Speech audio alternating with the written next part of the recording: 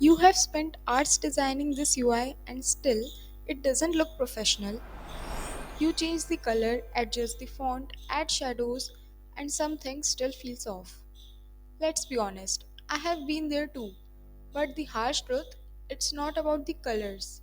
It's about the basics you are ignoring.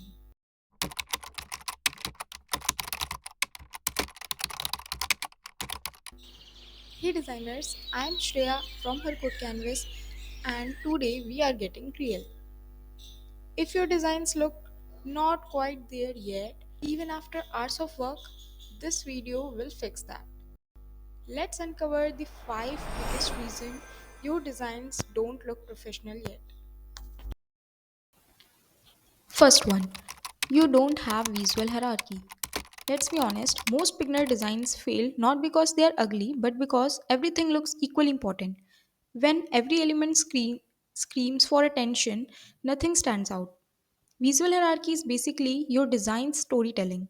You are guiding the user like saying, hey, look here first, now read this, finally click here. The mistake I made early was on making every text bold, every color bright. It looked like my UI was shouting at me. Start by identifying what's most important, your headline, your call to action, and then let them lead. Use contrast size and spacing intentionally.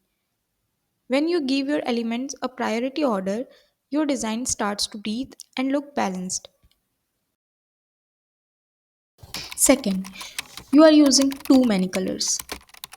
Okay, let's talk about color because this is where chaos begins for most beginners. You open color picker, see 1,000 shades, and before you know it, your screen looks like a festival poster. Here's the truth, professional designers rarely use more than 3 to 4 colors. One primary, one secondary, and maybe one accent. That's it. The rest of the visual interest comes from the shades and contrast, not new gradient. When you limit your color palette, your design looks calm, consistent, and expensive. Think of the top brands Apple, Airbnb, Notion. They all use minimal, predictable palettes. So, next time, don't chase color variety, build harmony, use your brand's primary tone, and build around it. Less color doesn't mean less creativity, it means more focus. Third is, you don't pay attention to spacing. Now let's talk about the silent killer of good design, spacing. Most beginners don't realize this, but even if your colors typography are perfect, inconsistent spacing can instantly make your design look amateur. You might be thinking, it's just a few pixels, does it really matter? Yes, it does, because spacing controls how comfortable your design feels. If elements are too close, it feels suffocating. If they are too far apart, it feels disconnected. You want breathing space, balance, rhythm. Here's a small trick. Use consistent spacing values like 4, 8, 16, 24 pixels.